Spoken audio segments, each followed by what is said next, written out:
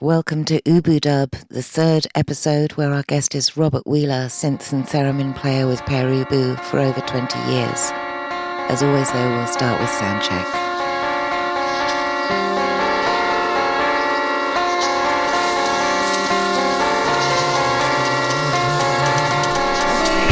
First words I spoke in the original photograph, and the meaning of touch was very habit, like a soul, and everywhere in the city, where pure gold.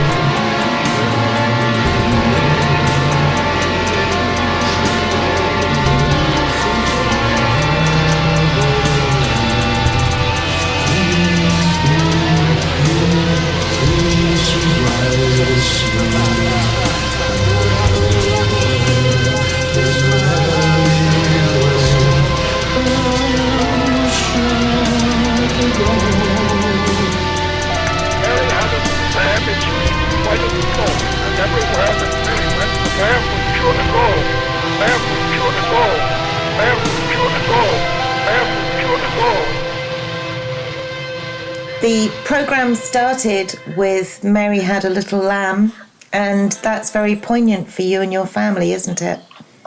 Well, yes, it is. The first words ever recorded were Thomas Edison saying Mary had a little lamb. And he's my great-great-grandmother's famous little brother.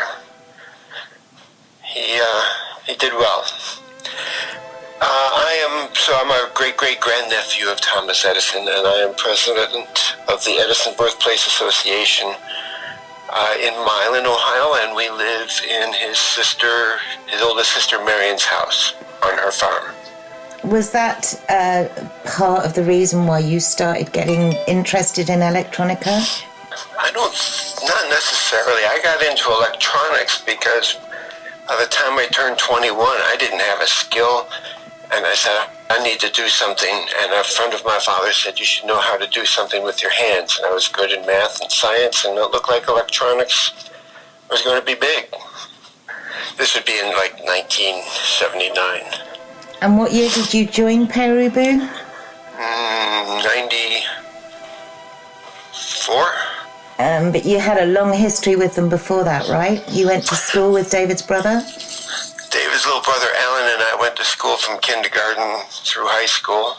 I remember David when I was about first grade. He'd be about sixth grade. And when you're a first grader, a sixth grader is like almost an adult, They're like, 12? But David was an imposing figure back then. It was like, that's Alan's brother. And his dad also taught you, didn't he? Yeah, I had his dad for English. I knew some people who had helped finance the first two Pere Ubu 45s, the Ernsts. And one of them said, you got to take David's dad. He's such a cool guy. So I took his dad I had him for a couple of classes. He was a teacher at Tri-C Metro. He was really tough. He was really good. He was really fair. But he did not care for slackers or, people who just didn't try. He had high standards. Yeah. I heard once he could speak 7 languages fluently, from Arabic, obviously the French, Italian, Spanish, but I think it was Arabic and I don't know if Japanese was in there. I don't know. I'm just speculating. Pretty neat guy. I mean, he looked like Orson Welles. He was real quiet. Yeah. But Ubu was hitting Europe at the time, and David would be often on the cover or the whole band. I specifically remember David on some, like New Musical Express or Sounds. He'd be on the front page of the music newspapers. And I'd take him into his dad, and his dad would be like, thanks, no one shows me these. I think he was pretty proud of David. So when did you first hear Pere Ubu? I'm guessing it was November 11th, 1976. You're guessing it was November the 11th. On a Thursday. I went to Hidio's Disco Drome, later known as the Drome, a record store done by John Thompson and some other, or John was the owner-operator, but there were some really great people who worked there.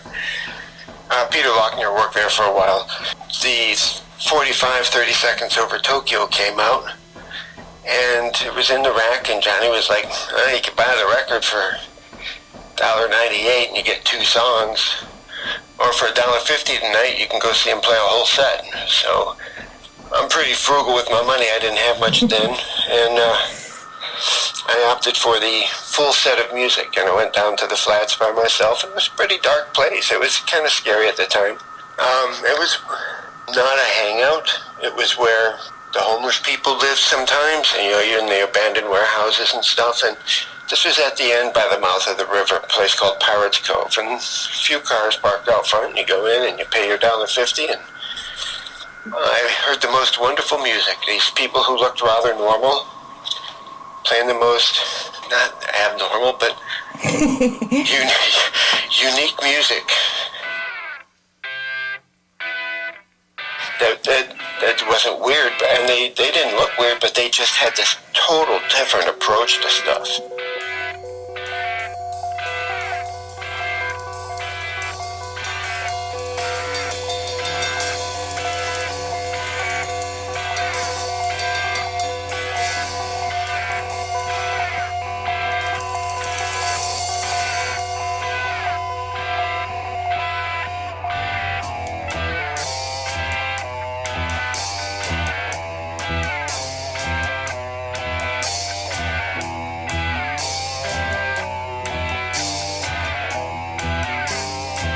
What were the audience like? Oh boy, I met Chris Yarmark, there was Jim Jones, Cheetah Chrome, Chrissy Hind would be at some of the early shows.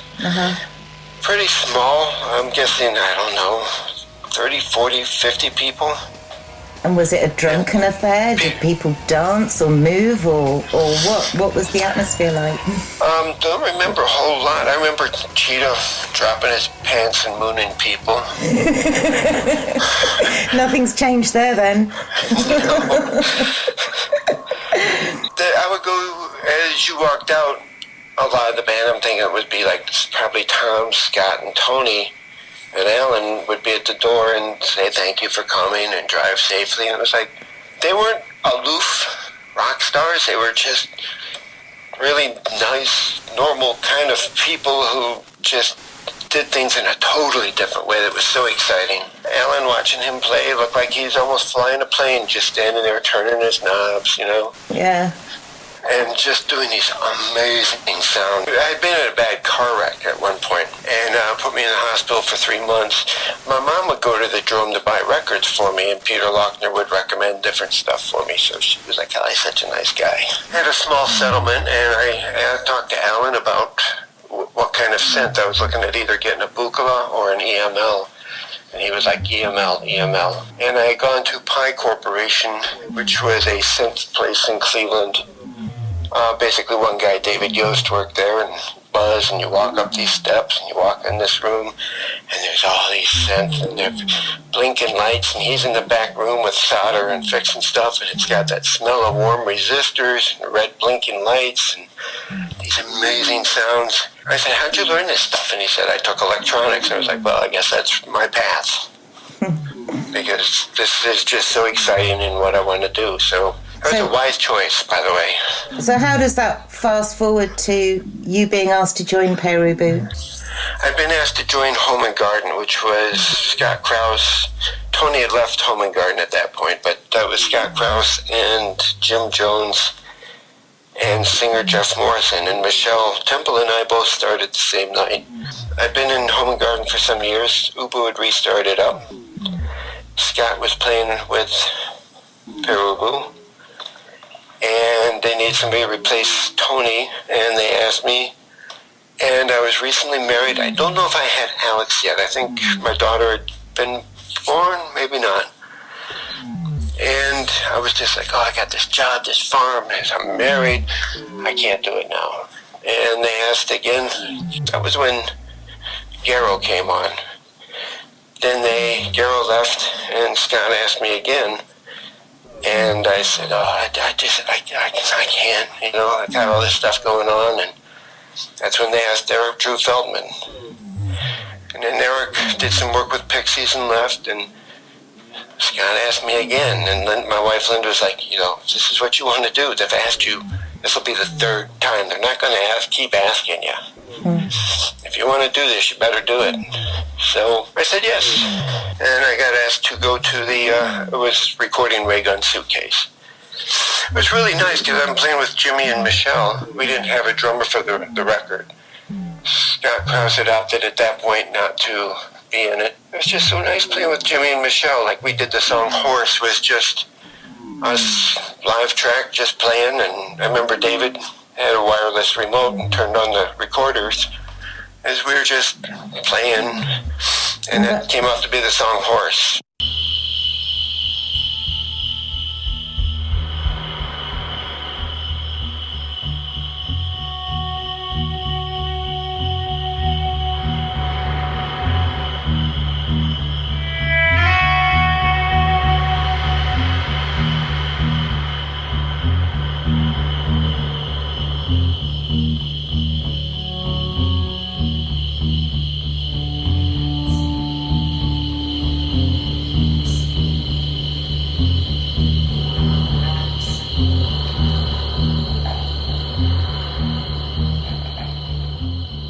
Was that at Suma?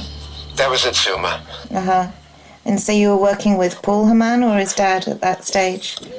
Paul at that point. I had met Paul and his dad years before when I had been invited to the Modern Dance Mixdowns. How were you invited to the Modern Dance Mixdowns? If you want something, you ask for it. That's very true. That's very, very true. Can I come? And David said not to the recording, but maybe to the mixdowns. So I was allowed to go out one evening. And I remember they did Over My Head, and I don't remember the other piece. But sitting in that control room with those big JBL monitors and just hearing that synth at the beginning rise and rise, break and fall. And it was just, I get goosebumps just thinking about it. Again, that was a turning point. This is what I want to do. But I didn't have the thought that I could even do that kind of stuff. But you're just drawn to it, like a moth toward the flame. And I mean, I've sat in on a few sessions in Sumer and everything. Was it as tortuous then for absolute perfection as it became in later years? Oh, it was worse. Was it worse? How could it have been worse? I remember one point, I think it was vacuum cleaner in my head. In the very beginning, it sounds like a guitar was me on keyboards. I was doing a sampler, but that like feedback, the little melody with the feedback. Yeah. And I wasn't able to get it right, and David had pizza delivered, and they're all behind the glass in the control room. And my blood sugar is dropping. And he's like, this is really good pizza. You can have some when you finish. When you get it right, you can come in. And I would go over and over.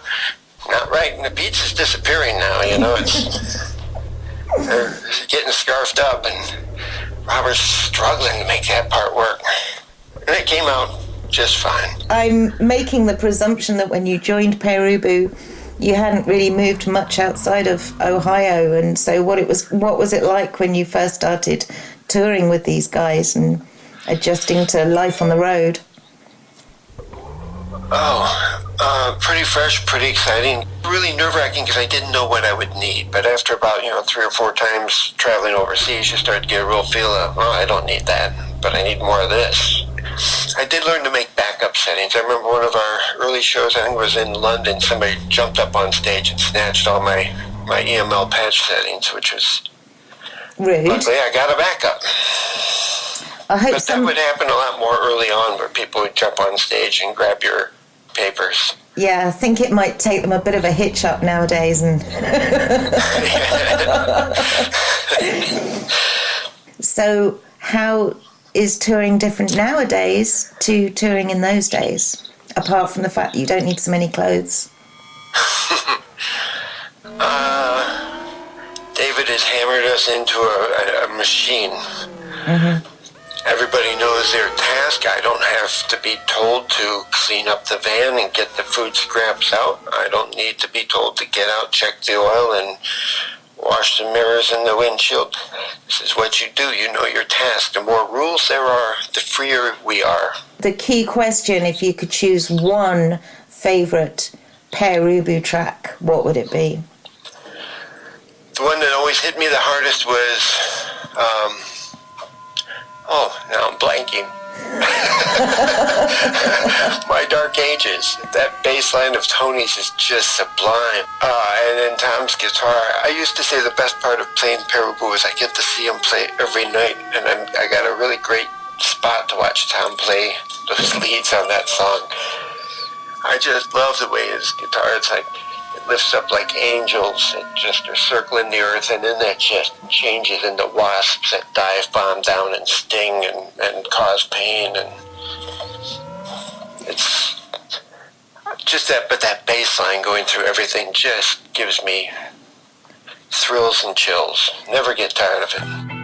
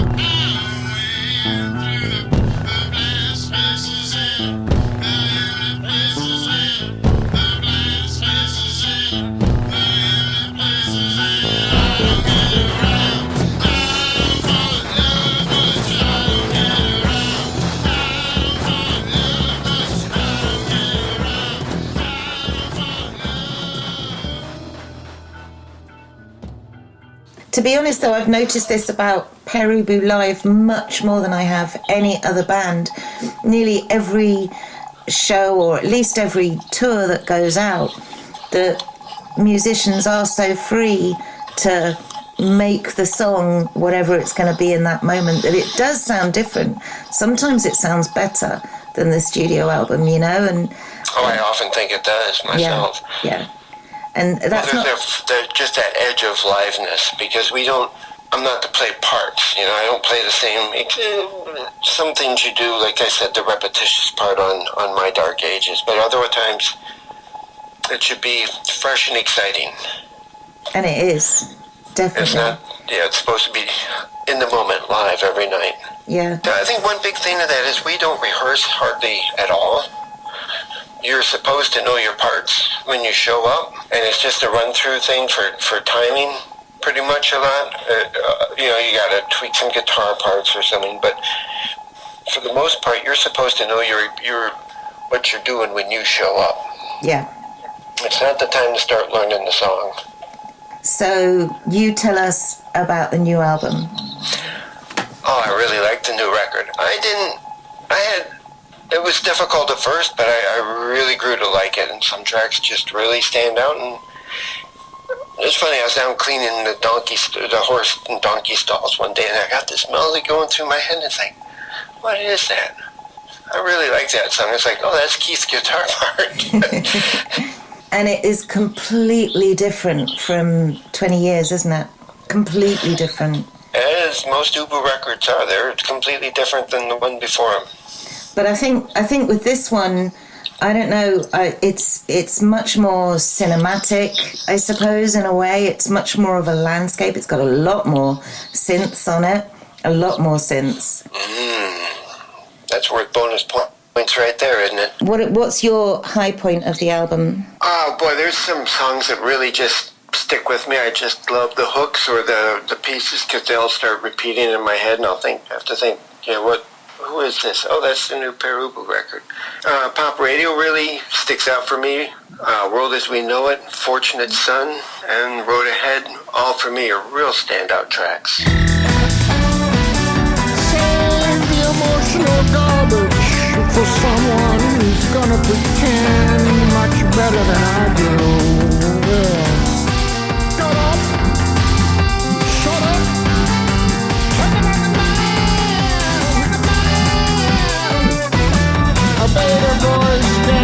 dreamboat. A bearded dog who sings like a girl. They got something they're gonna wanna sell you. Get up, shut up, take a like a man. You got delusions. You have intentions. You think that this is real? Shut up! Shut up! Take him on the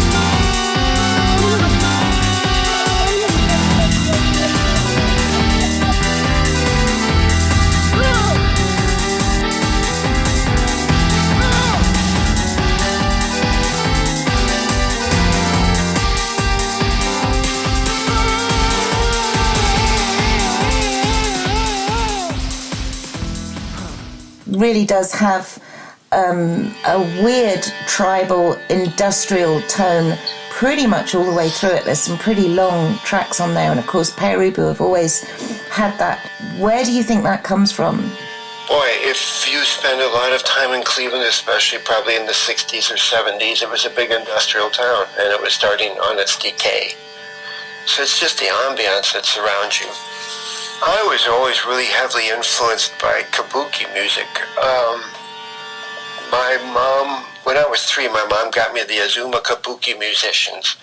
It was recorded in 1953, and it was a live performance of them. They set up microphones on stage, so you have all the natural ambiance.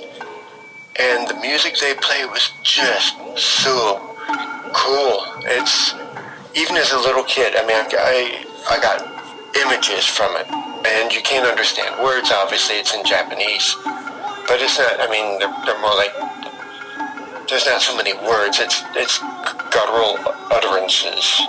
But the way that the kotos are just start driving and dum dum dum dum dum dum dum dum dum and bending notes and speeding up and slowing down and creating climaxes and then pause and then calm and then tension and then calm.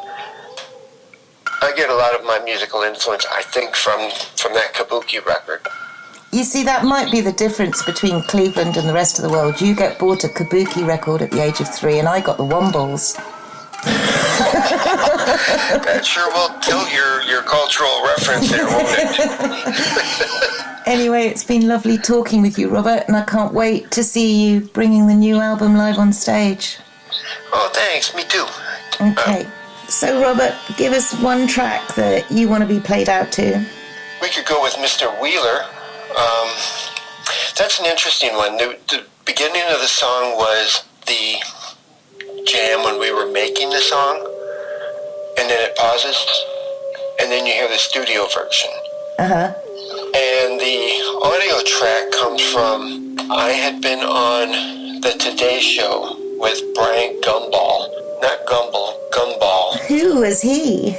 He was the, Today Show is a big thing in the States. It's the NBC morning show, live from New York.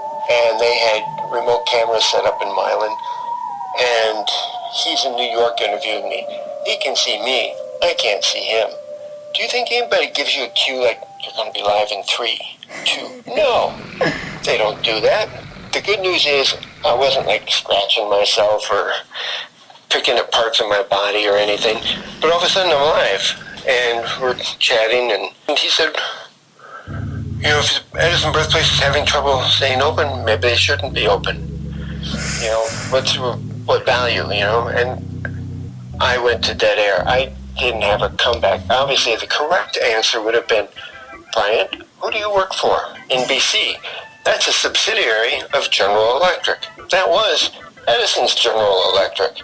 You wouldn't have a job without this guy's technology, the corporations he starts, but none of that comes to mind when you're in front of, 30 million viewers. Yeah.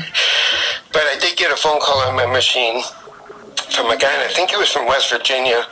And it was, Mr. Wheeler, I have an old light bulb, been in my family for 75 years, and he wanted to know, he wanted to donate it to the birthplace or if I wanted to buy it. And I referred him to a light bulb museum in Vermont. But I sampled him on my